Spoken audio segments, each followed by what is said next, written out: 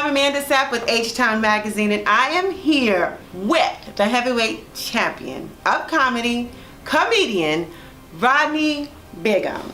So, Yay! Is my boss special? I got the black man's Donald Trump. No, you look totally fine. Thank you. Rodney, I so appreciate you for coming in today. I appreciate you HTOWN having me magazine. come in. Thank you for being here. We've got some things to talk about. Okay.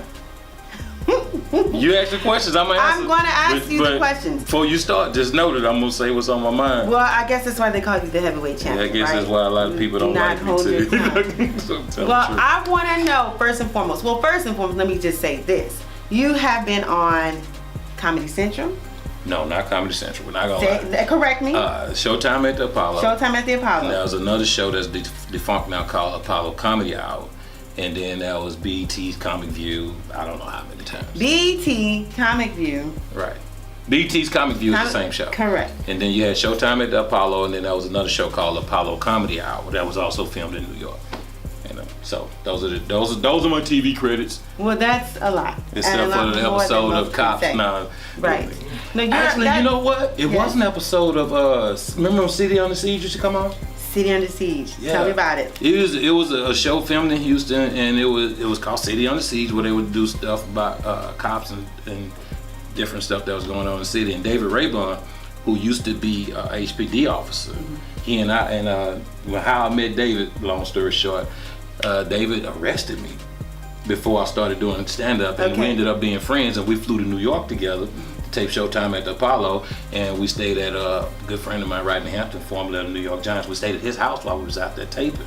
Wow. And they came and did a story on us backstage at the Apollo Theater. Wow. So yeah, that was another TV credit. So I was on TV, not in handcuffs.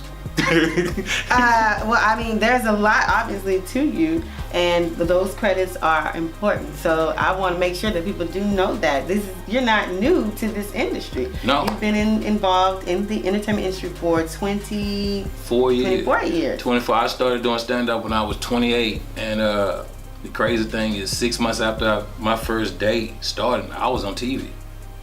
I was on Showtime at the Apollo. Who said, you know what, you need to go on?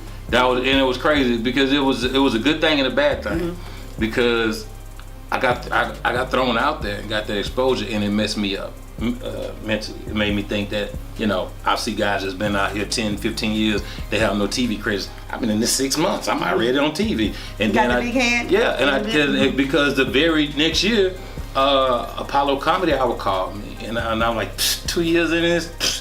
On TV 2 years in a row, and it made me think that I was ready when I wasn't ready, and that's happening to a lot of comics today. But the internet is doing it. These young kids and I'm not mad at them for working the internet.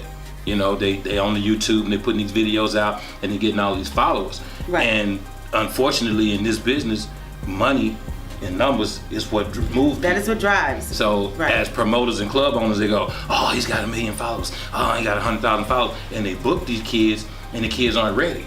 Right. You know what I'm saying? And there's nothing against them. And like this kid, Country Wayne, he's out there, and he putting these videos out, and the videos are funny.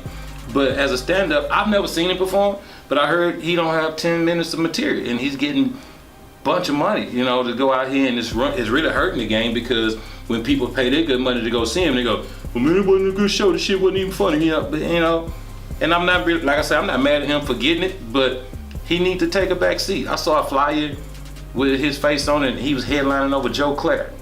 Over Joe Clair? Come on, man. You're not ready. They're not ready. Well, here's my thing. What do you think makes a person ready? If it's funny on Instagram, if it's funny on Facebook, why is it that is not funny? You know what? On stage? It's funny. You have people that can lunchroom funny. And I don't know what that means. It's lunch. We're on a lunch break. You in there, you got everybody laughing because you're talking about the boss, or you're talking about one of the co-workers. As you're good at talking about people, but you don't have material to entertain people.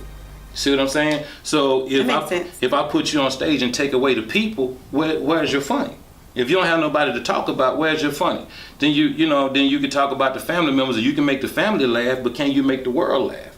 And a lot of these, it takes time to get there. So how does Rodney Bigham prepare for a show? you're the expert. You've been in the game 24 years. How do you prepare, and what advice would you give to up-and-coming comedians so they can prepare properly when they're getting ready to do stand-up? Oh, you mean the day of the show? Oh, is that when you... No, what? You know what? Because I'm arrogant as hell. No, the day of the show, I pretty much, like, if it's a couple of hours before the show, I get quiet. Because I get nervous, and I get nervous because I respect the game.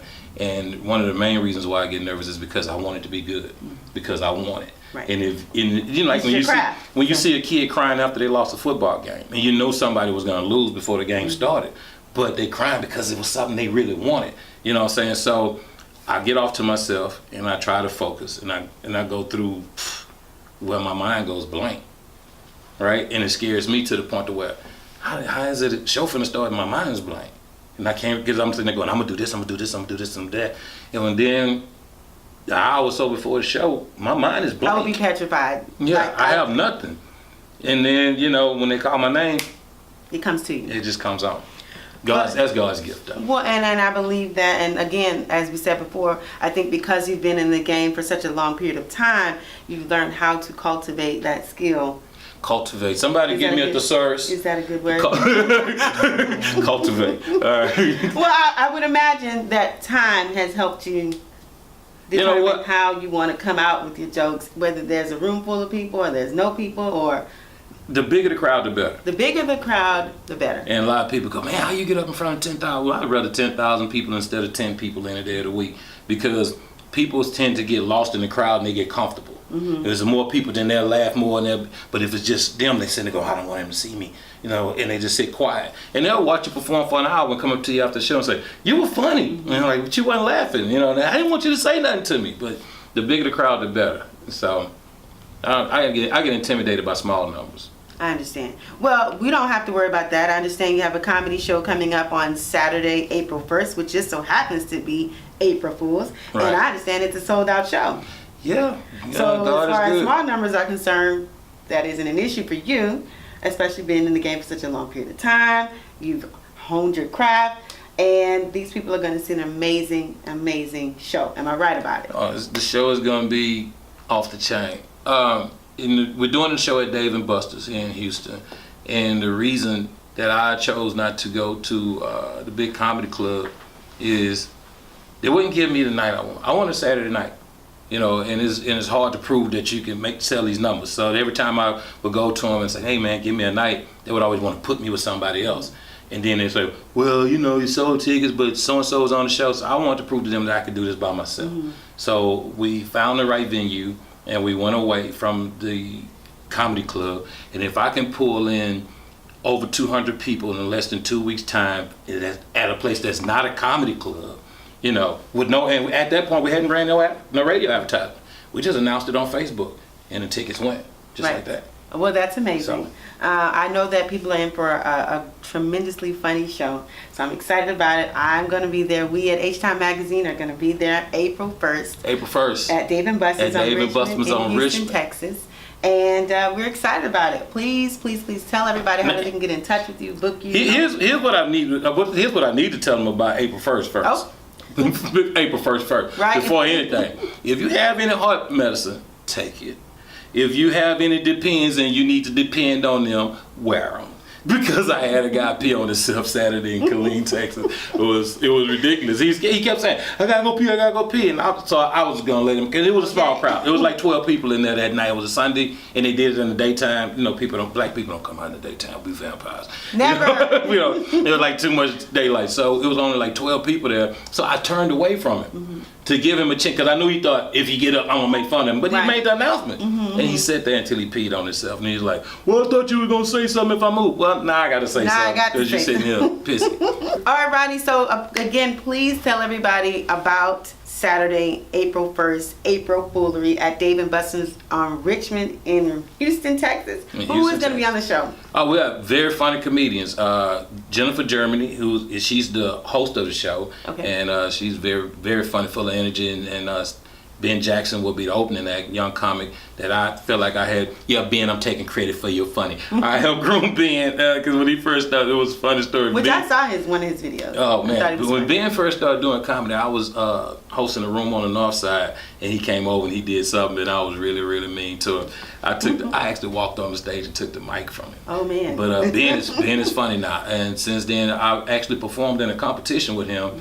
That it was one of them where whoever brings the most people, they win because their family members cheer for them or whatever, and the person that won really shouldn't have won. But Ben was funny, and if I felt like if I lost to anybody that night, it was Ben. So Ben Jackson is on the show, and then there's my girl Stacey Anderson, who will go on right before me, and I'll be on there about an hour and a half, doing about an hour and a half. That's a long time. Right? It's gonna be a fast hour and a half. You're gonna feel like it was 30 minutes. And I promise you, that hour and a half, you'll say, man, he should have stayed out there a little longer. So already? Right. Hey, I promise you, this is the fastest hour and a half of your life. And the DJ is being DJ'd by 97.9's The Box Chiati.